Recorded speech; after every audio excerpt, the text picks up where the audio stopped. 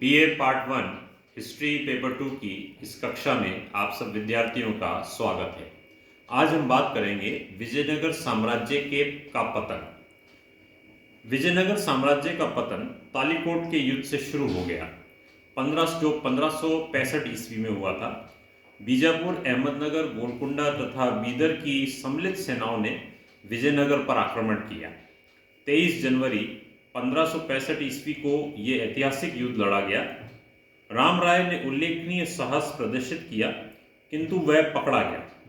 विजयनगर का वैभवशाली नगर लुटेरों का शिकार हुआ। इसके बाद एक नया राजवंश आया जिसे हम कहते हैं अरविंदो वंश, अरविंदो डायनेस्टी। 1570 के बाद है। तालीकोट की विजय के उपरांत चारों सुल्तानों अर्थात बीजापुर, अहमदनगर, गोलकुंडा और बीदर में आपस में ईर्ष्या के कारण विजयनगर का अंत करने के लिए मिलकर कार्य नहीं कर सके। उनके आपसी द्वेष के कारण विजयनगर अपनी खोई हुई भूमि तथा शक्ति को पुनः प्राप्त करने में सफल हुआ। पहला शासक जो इस वंश का है वो है तिरुमाल और रंग द्वितीय।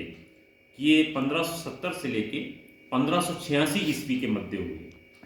1570 ईस्वी में राम राय के भाई तिरुमाल ने एक नवीन वंश की स्थापना की जिसे अरविंदो वंश कहा गया।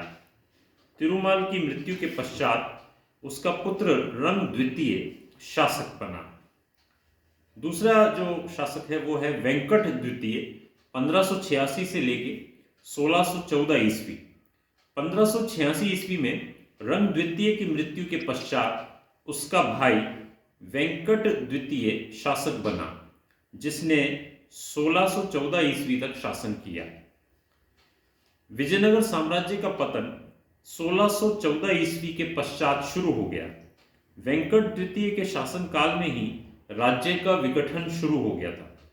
इस वंश का अंतिम शासक रंग तृतीय हुआ, जो अत्यंत दुर्बल था, जिससे शीघ्र ही विजयनगर साम्राज्य छिन्न भिन्न हो गया। अब हम विद्यार्थियों बात करेंगे विजयनगर साम्राज्य की विभिन्न व्यवस्थाएं।